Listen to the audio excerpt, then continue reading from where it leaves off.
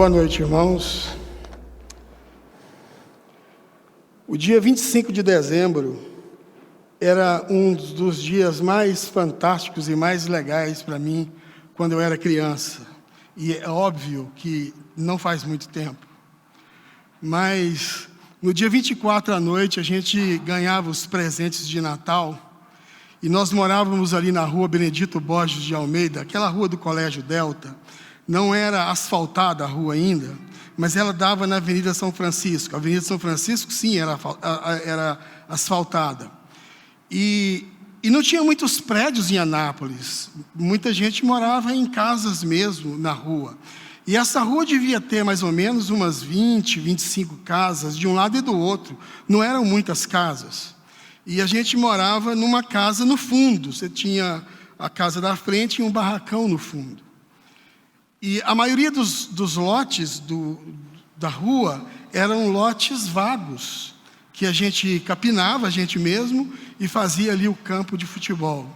Na manhã do dia 25 de dezembro, quando não chovia, a gente quase não dormia do dia 24 para 25, ansioso para mostrar os presentes que a gente havia ganhado e também para ver os presentes que os colegas da rua tinham ganhado. E o presente top, aquilo que era mais assim, fantástico para os meninos, sabe o que era? Era uma bola de futebol. O cara que ganhava uma bola de futebol, ele estava nas alturas. E quando a tia esquecia e não sabia que a mãe tinha dado a bola de futebol e dava outra bola, o cara ganhava duas, é como se ele tivesse 2 natais, quando acabava um ainda tinha outra. Eu me lembro do Jorginho, que ele morava quase chegando na avenida, quase no asfalto. O pai dele deu para ele um Natal, uma bicicleta de 10 marchas. Bicho, pensa, 10 marchas. Daquelas que eram esportiva. Ele tinha que sair do bairro para passar as 10 marchas. Mas o Jorginho estava escorado no muro da casa dele, chorando. Por quê? Porque não tinha ganhado a bola de futebol. O pai dele, então, saiu e foi num armazém, foi num lugar, porque fechava tudo, e comprou uma bola para ele, dente de leite. Não sei se vocês se lembram dessa bola dente de leite. Era branca e preta. A dele era amarela e preta, porque aquela bola tinha ficado lá, ninguém queria. E encheu a bola, e quando rolava a bola assim, a bola fazia assim, ó, de tão oval que estava. Mas ele ficou tão feliz porque tinha ganhado a bola. A bicicleta ficou no meio do mato. E como diz a gente na época, pau torando no campo de futebol. E a gente jogava a bola até escurecer, até a gente não enxergar mais a bola. As ruas não eram iluminadas como hoje. 25 de dezembro é o aniversário de Jesus. E eu fico pensando quais os presentes que Jesus ganhou. Porque é comum a gente ganhar presentes no aniversário. Quais foram os presentes que Jesus ganhou? Ora, os presentes que ele ganhou não eram presentes assim muito divertidos, não. Não eram presentes para brincadeira, não. Eram presentes que tinham a ver com a história de vida dele, tinha a ver com o ministério dele e com aquilo que ele iria fazer. Todos os presentes que Jesus ganhou, ele tinha a ver com a história dele. Tinha um correspondente, um reflexo, um paralelo no céu e na eternidade. O primeiro presente que Jesus ganhou foi dos magos que foram visitá-lo. Ele ganhou ouro. Ora, José e Maria eram muito pobres. Eles precisavam de dinheiro para pagar as contas e as despesas do neném. Então eles ganharam ouro, que era recurso para se fazer isso. Mas não somente isso. Era grana para pagar a conta da viagem e as despesas deles. Ganhou incenso, que é cheirinho, perfume de bebê, mamãe bebê da Natura. Mas que tinha a ver com o ministério de Jesus, de sumo sacerdote, que uma vez por ano entrava no Santo dos Santos, oferecia o sacrifício e queimava incenso.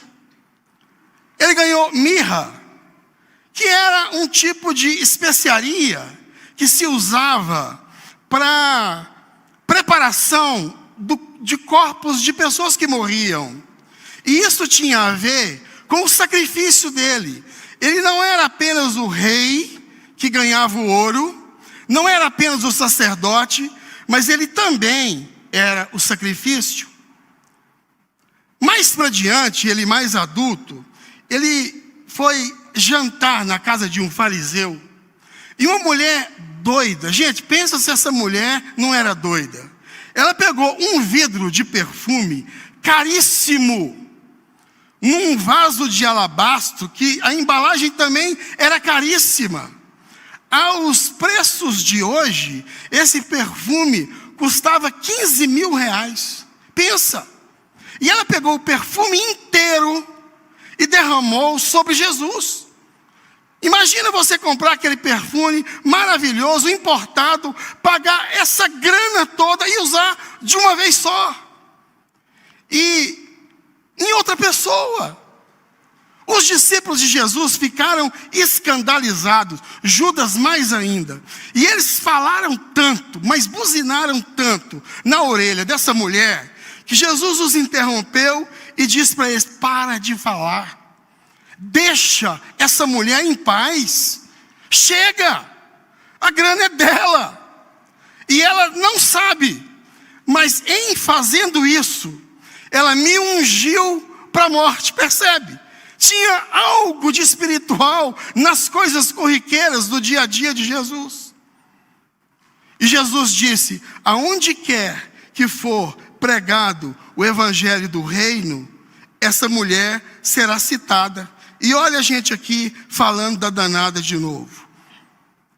Depois disso, alguns dias depois, ele foi para a ceia. Depois da ceia, ele saiu para um jardim. Era chegada a hora dele morrer. Judas veio acompanhado de alguns sacerdotes, alguns religiosos, alguns guardas armados de paus, de lanças e espadas. E eles amarraram Jesus, levaram de um lado para o outro, para Pilatos, depois para Herodes, depois para Pilatos novamente.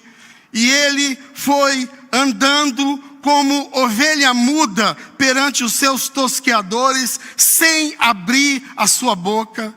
Pilatos, depois de interrogá-lo longamente por 2 vezes, não achou nele culpa nenhuma e disse que iria soltá-lo, mas a multidão não deixou que isso acontecesse, e ele levou Jesus, entregou Jesus para ser açoitado e crucificado. O castigo que nos traz a paz estava sobre ele, e pelas suas pisaduras nós fomos sarados.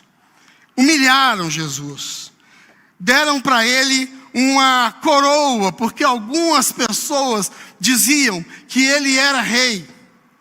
Então eles colocaram uma coroa de espinhos na testa de Jesus, na cabeça de Jesus, não só para feri-lo fisicamente, mas para feri-lo moralmente, para humilhá-lo.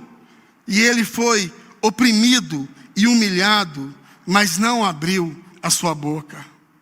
Depois disso, diz que ele mesmo, carregando a sua cruz, foi levado para um monte chamado Gólgota, ou da caveira, ou o Monte Calvário, que era distante do pretório de onde ele foi julgado, cerca de 600 metros.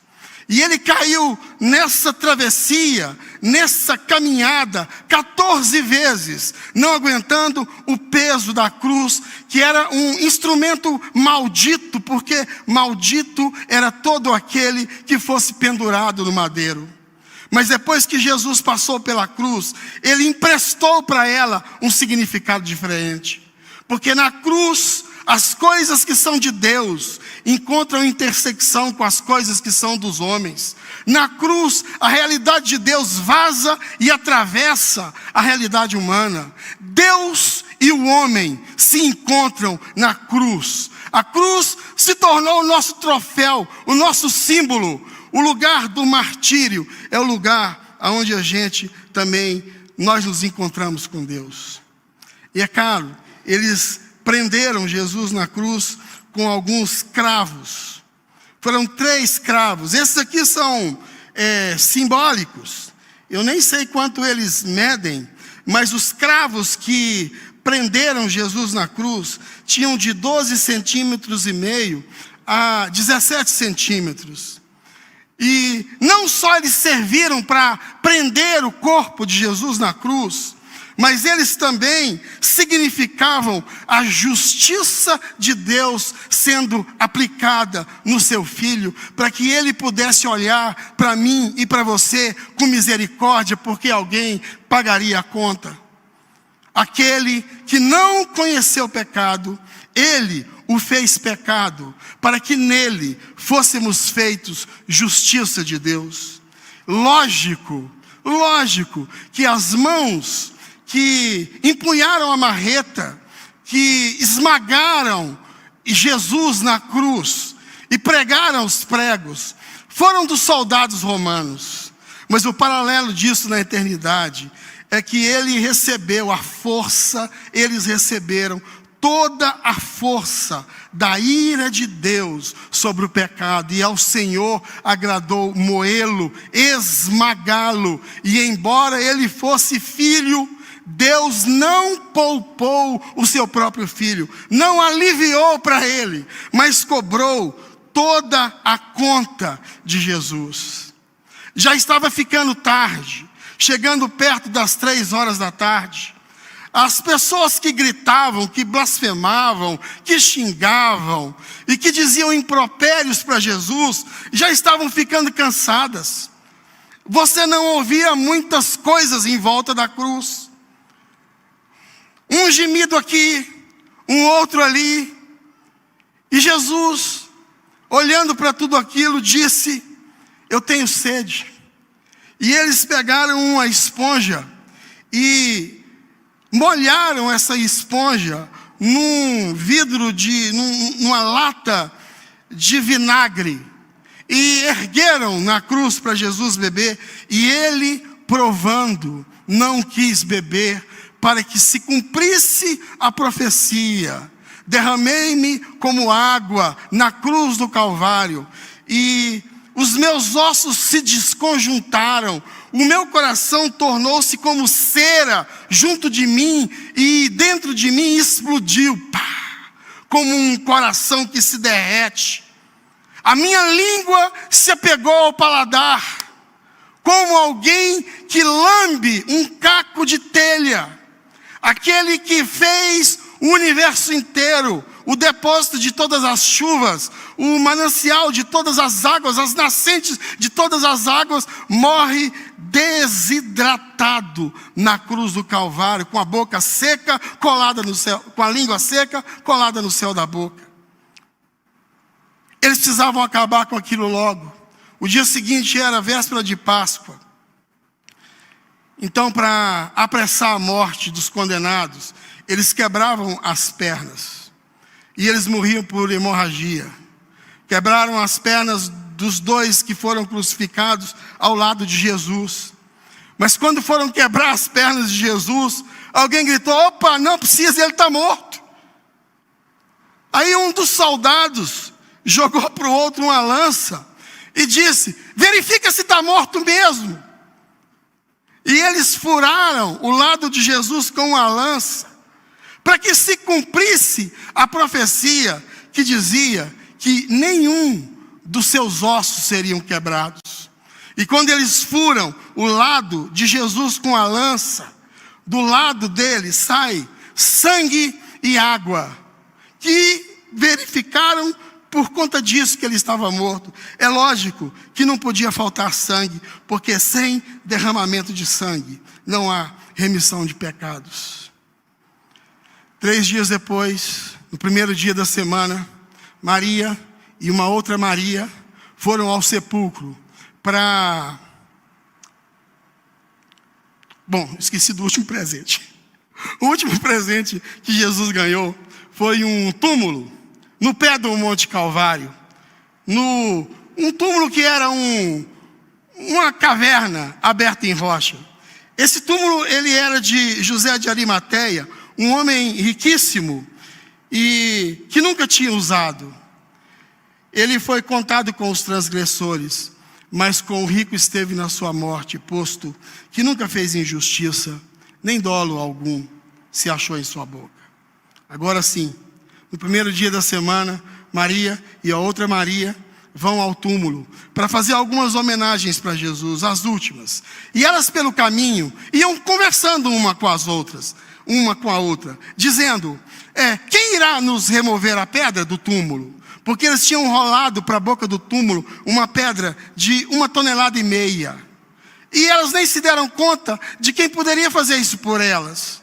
Mas quando elas chegam, a pedra do túmulo já está removida. E tem um homem sentado em cima dela. Elas pensam que é o jardineiro, porque no jardim, numa hora daquela, só podia ser o jardineiro. E elas ficam apavoradas e perguntam para ele, onde é que vocês colocaram o nosso Senhor? Onde é que está Jesus? Nós queremos adorá-lo, nós queremos homenageá-lo ainda. Por favor, diga onde vocês colocaram. E o homem em cima da pedra disse, por que vocês procuram dentre os mortos aquele que vive? Ele não está aqui, ressuscitou, como havia dito. Mas elas não compreenderam aquilo, continuaram insistindo. Diz para nós, onde é que o Senhor colocou? E o homem disse, Maria. E ela reconheceu-se, voltou e disse, Rabone, que quer dizer mestre.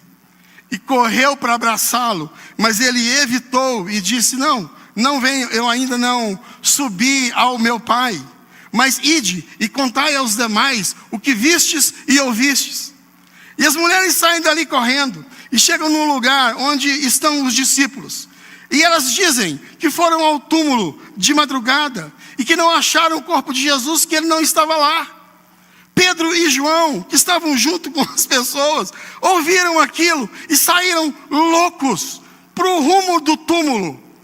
Diz que eles saíram juntos, mas João foi na frente. Pedro veio atrás, João era mais magrinho, Pedro era mais gordinho, comia mais. E o João consegue chegar primeiro na boca do túmulo e trava. Ele não consegue entrar. Parece aquela gente que tem medo de alma do outro mundo, né, Rubio? Tem gente que tem medo de alma do outro mundo. O Pedro chega e trava na porta do túmulo, o João. Mas o Pedro vem atrás e atropela tudo. E entra. E ele diz, eu entrei, e eu vi, e eu criei. Depois o João cria coragem, percebe que não tem ninguém lá. Ele entra, vê e crê. Eles viram o quê? Eles viram, sabe o quê? Os lençóis. Só os lençóis. Jesus havia ressuscitado. Depois disso, ele aparece para os seus discípulos. Portas e janelas estão fechadas. Ele aparece num cômodo.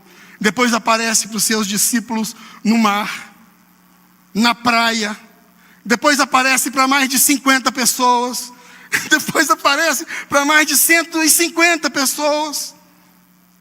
E ele é visto subindo aos céus.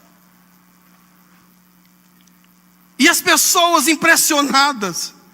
Aí um anjo chega e anuncia e diz, por que é que vocês estão admirados em vê-lo subir assim? Esse que vocês estão vendo subir, ele voltará, mas voltará de maneira diferente. Ele veio como uma coroa de espinhos, mas voltará como uma coroa de glória. Ele veio como uma ovelha ferida, mas voltará como um leão da tribo de Judá, que venceu para abrir o livro da redenção. Ele veio como um réu para a humanidade, mas ele voltará com aquele que tem a autoridade para julgar todas as pessoas. Ele veio como um servo que obedeceu, mas voltará como um guerreiro santo que venceu. Ele veio de uma forma e vai voltar de outra para reclamar tudo aquilo que é seu, cadê o fio? Tudo aquilo que é seu, por direito e por merecimento. Tudo que Jesus, tudo que existe, tudo que se percebe, tudo que se avalia, tudo que se vê, tudo que emite som, a mais longínqua poeira da galáxia mais longe do universo pertence a Jesus, porque foi Ele quem criou. É dele porque Ele é o dono, foi Ele que fez. E é isso que as Escrituras dizem sobre Ele. Ele é o primogênito de toda a criação, a imagem do Deus invisível, onde todas as coisas subsistem, existem em cima e por causa dele. Ele é o resplendor da glória de Deus, a expressão exata do seu ser, que sustenta todas as coisas pela palavra do seu poder, e que depois de ter feito a remissão dos pecados pelo seu sacrifício, está assentado à destra do trono de Deus. Ele é aquele de quem se diz: no princípio era o Verbo, e o Verbo estava com Deus, e o Verbo era Deus. Ele estava no princípio com Deus, e Ele criou todas as coisas, e sem Ele, nada do que foi feito se fez. A vida estava nele, e a vida era a luz dos homens. A luz resplandece nas trevas, e as trevas não prevaleceram contra ela. Houve um homem enviado por Deus, cujo nome era João. Este veio para que testificasse a respeito da luz. Ele não era a luz, mas veio para que testificasse a respeito da luz. A saber, a verdadeira luz que vira ao mundo, ilumina a todo homem. Estava no mundo, o mundo foi feito por ele, mas o mundo não o conheceu. Veio para que era seu, mas os seus não o receberam. Mas a todos quantos o receberam, deu-lhes o poder de serem feitos filhos de Deus, a saber, os que creem no seu nome, os quais não nasceram do sangue, nem da vontade da carne, nem da vontade do homem, mas de Deus. E o Verbo se fez carne e habitou entre nós, e vimos a sua glória, glória como a do unigênito do Pai. É Ele, Jesus, que criou todas as coisas. Não só criou todas as coisas, mas é dono porque também conquistou. Ele vai ver o trabalho, o árduo trabalho da sua alma, e ficará satisfeito. O meu servo, o justo, com o seu conhecimento, justificará muitos, porque as iniquidades dele levará sobre si. Por isso, por causa disso, eu lhe darei muitos como a sua parte, e com os poderosos repartirá ele o despojo, porquanto derramou a sua alma na morte, foi contado com os transgressores, contudo, levou sobre si o pecado de muitos, e pelos transgressores intercedeu. É ele que tem o nome acima de todo nome, que não existe outro nome dado entre os homens, pelo qual importa que nós sejamos salvos. Esse é o nosso Jesus.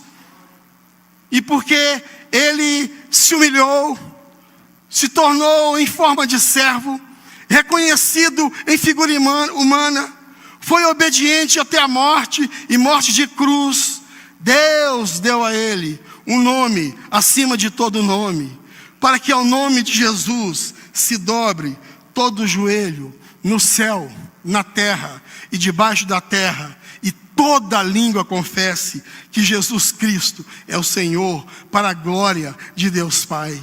Ele é o alfa, ele é o ômega, ele é o primeiro, ele é o derradeiro, ele é o princípio, ele é o fim, ele é o Deus dos deuses, o Rei dos reis, o Senhor dos senhores.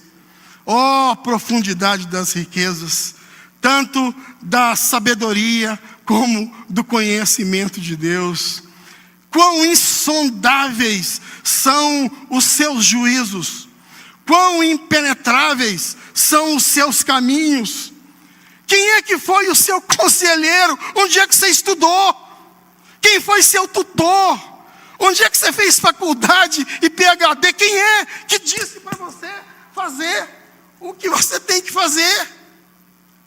Onde é que você ouviu? Quem foi que bancou?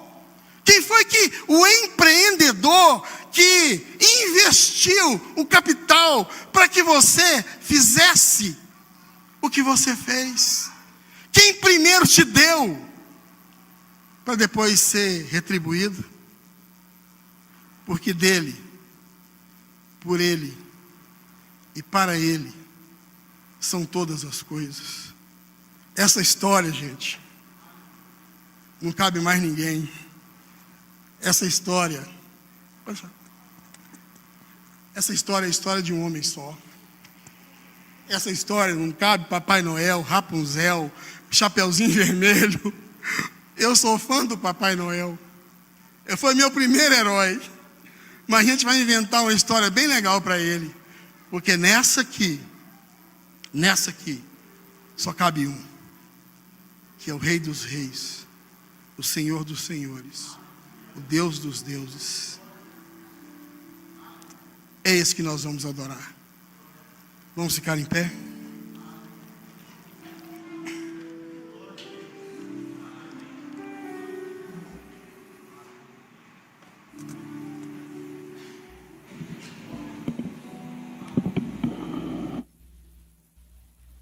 Porque dele, por ele, para ele são todas as coisas. Porque dele, por ele, para ele são todas as coisas. Porque dele, por ele, para ele são todas as coisas. Porque dele, por ele, para ele são todas as coisas. A ele a glória,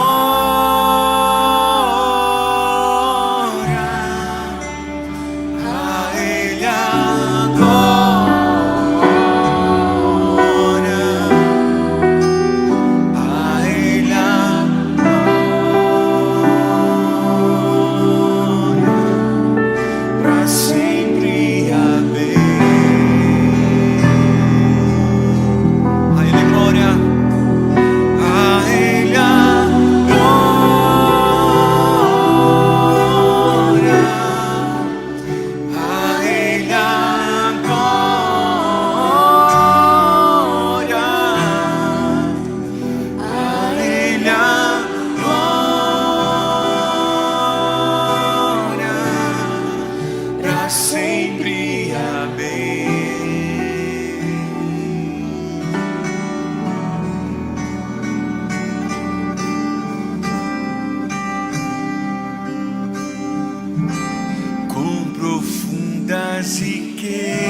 Riquezas, o saber e o conhecer de Deus.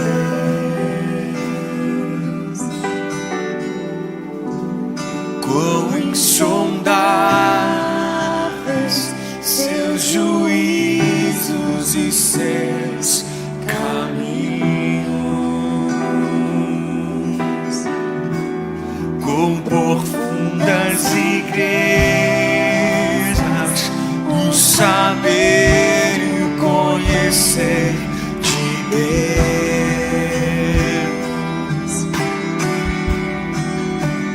Quão insondáveis seus juízos e seus caminhos. A ele a glória,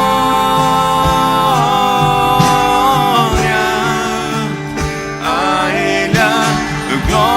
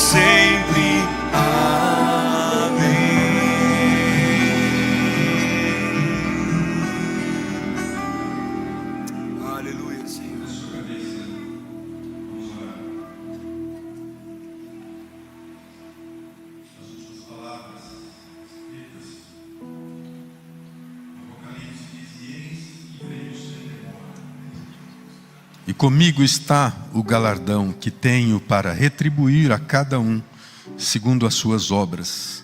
Eu sou o Alfa e o Ômega, o primeiro e o último, o princípio e o fim. Bem-aventurados aqueles que lavam as suas vestiduras no sangue do Cordeiro, para que lhes assista o direito à árvore da vida e entrem na cidade pelas portas. Fora ficam os cães, os feiticeiros, os impuros, os assassinos, os idólatras e todo aquele que ama e pratica a mentira. Eu, Jesus, enviei o meu anjo para vos testificar estas coisas às igrejas. Eu sou a raiz e a geração de Davi, a brilhante estrela da manhã. O Espírito e a noiva dizem: vem. Aquele que ouve, diga: vem.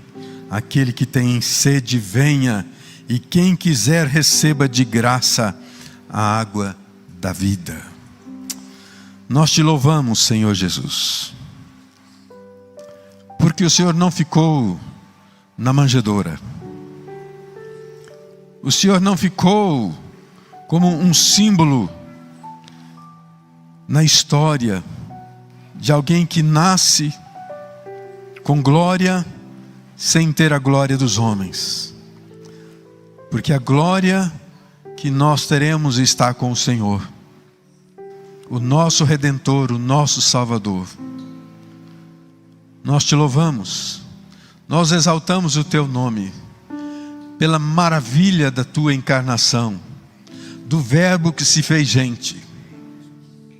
Ó Deus, renova-nos no teu Filho, renova-nos no teu Espírito, para que prossigamos olhando para o autor e consumador da nossa fé, Jesus. Assim nós rogamos que nos abençoe. A bênção do Deus Pai, Filho, Espírito Santo, seja sobre vós, povo de Deus, hoje e sempre. Amém.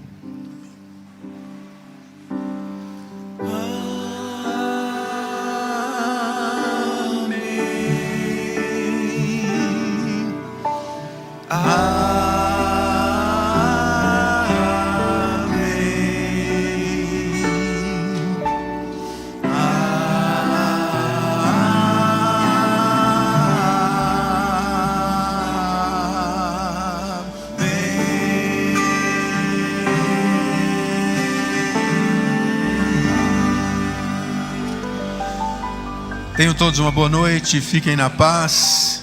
Estaremos aqui no sábado para celebrarmos a passagem do ano e no domingo também. Deus os abençoe, uma boa semana.